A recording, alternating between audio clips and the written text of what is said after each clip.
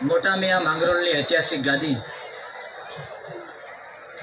એટલે કે ખાનવાદાયા ચિશ્તિયા ફરીદિયા સાબિરિયા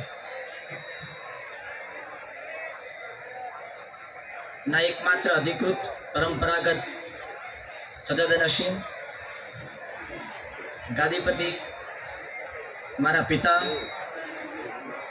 ગુરુ અને આપણા સૌના વડીલ હિઝ હોલીનેસ હઝરત ખ્વાજા સૈયદ સલીમુદ્દીન ફરીદુદ્દીન ચિશ્તી સાહેબ,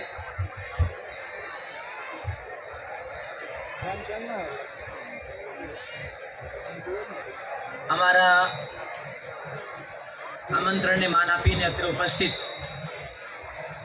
માનવંતા ભાઈઓ બહેનો, દક્ષિણ ગુજરાતના અમારા ભક્ત સમાજના ભાઈ બહેનો, યુકે, અમેરિકા, આફ્રિકા તેમજ વિદેશથી પધારેલા મહેમાનો,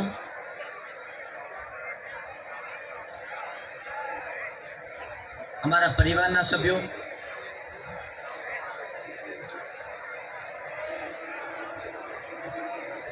અંજુમ બાવા તેમજ તેમની સાથે ઉપસ્થિત મહેમાનો,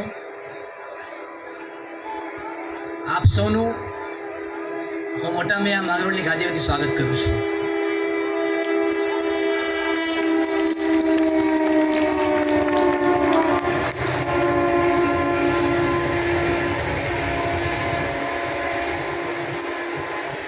આપ સૌ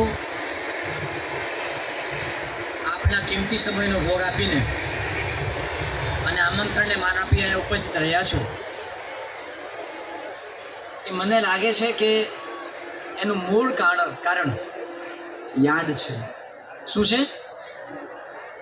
આપણે બધાએ અહીંયા જે ઉપસ્થિત થયા છીએ એનું મૂળ કારણ, મારે લાંબી વાત નથી કરવાની, કારણ કે મને થયું છે કે ઘણા વર્ષો પછી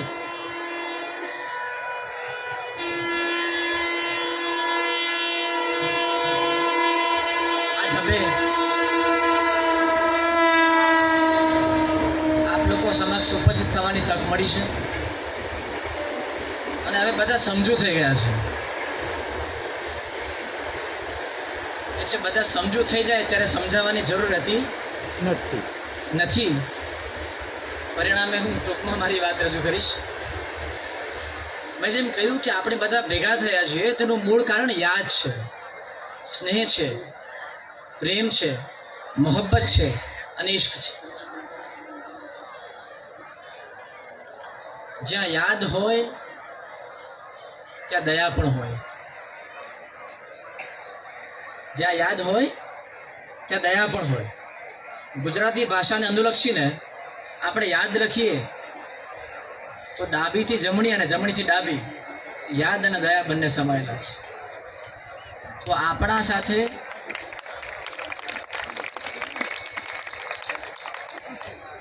સાથે આ પૂર્વજોની, સૂફીઓની, બુઝુર્ગોની યાદ છે અને એ પરવરદિગારની દયા છે, મહેરબાની છે, કરમ છે કે આપણે સૌ અત્રે ઉપસ્થિત થઈ શકીએ.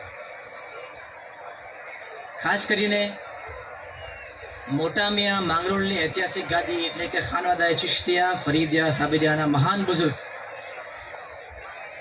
ઝુબદતુલ આરિફીન સિરાજુસ સાલિકીન રાજવલ્લભ હિઝ હોલીનેસ હઝરત ખ્વાજા મતાઉદ્દીન ઉર્ફે મોટા મિયા ચિશ્તી ત્રીજા રદિલ્લાહુ તાલા અન્હુ સાહેબના આ ઉર્સના મુબારક પ્રસંગે આપણે સૌ ભેગા થયા છીએ.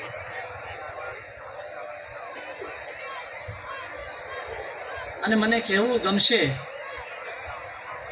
કે આ બુઝુર્ગનું નામ, આ સંતનું, આ ઓલિયાનું, આ મહાત્માનું નામ, એમનું કામ, એમનું વ્યક્તિત્વ, એમની શૈલી, એમની નજર અને એમની દુઆઓનું આપણા સૌ પર અને વિશેષ કરીને મારા જેવા અલ્પજ્ઞાની પર એટલો બધો પ્રભાવ છે કે હવે ક્યારે જીવનમાં કોઈ અભાવ નડે નહીં એવું મારું દૃઢ માનવું છે.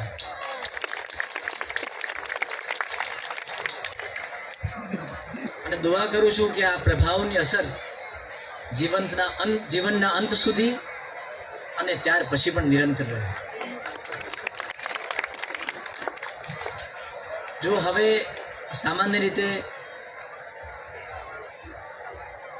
એ વાત એ કહી શકાય કે જે તમને સાંભળવી ગમે, અને બીજી વાત એ કહી શકાય કે જે તમારા માટે સારી હોય, યોગ્ય હોય, લાભદાયી હોય.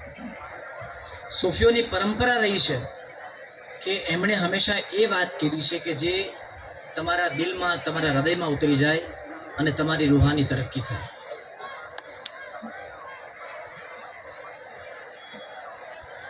એક સૂફી વિચાર લખ્યો હતો વર્ષો પહેલા કે આજકાલ સમજાવનારા વધ્યા છે,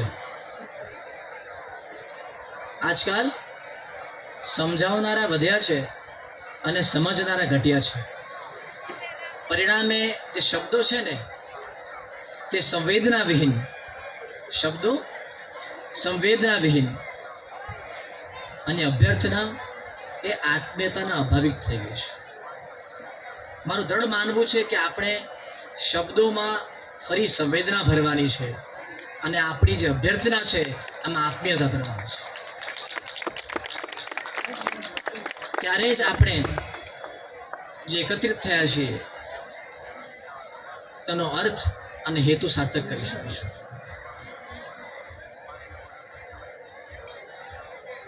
અંગ્રેજીમાં સરસ મજાની એક વાત કરી છે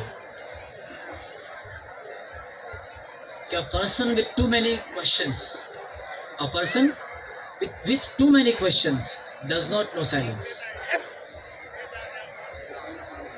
A person with too many questions does not know the silence, a place where all answers rest. એક એવી વ્યક્તિ કે જેના બહુ પ્રશ્ન છે, એના મનમાં બહુ બધા પ્રશ્ન છે, તેને શાંતિ વિશે ખબર નથી. શાંતિ એક એવી જગ્યા છે કે જ્યાં બધા જ જવાબો આરામ કરે છે. આપણે બધાને ઘોંઘાટ પસંદ છે. સૂફીઓ અને સંતોએ આપણને એકાંતનું મહત્વ સમજાવ્યું છે. આ વિશ્વમાં લગભગ બધા જ ઘણા બધા એવા પ્રદેશો છે, દેશો છે, સંપ્રદાયો છે, સમાજ છે, વિસ્તાર છે કે જે એકલતાથી પીડિત છે, લોનલીનેસ. જ્યારે સૂફીઓએ અને સંતોએ આપણને સોલિટ્યુડ એટલે એકાંતનું મહત્વ સમજાવ્યું છે, અને જે ખૂબ નિરાલું છે. આજે આપણે જોઈએ તો સમગ્ર વિશ્વમાં સમજણ અને સંતોષનો અભાવ છે.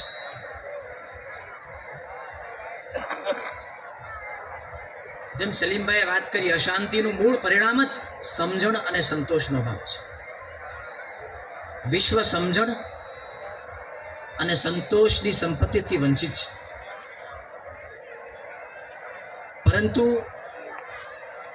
તમે થોડો ઊંડો વિચાર કરો તો તમને સમજાશે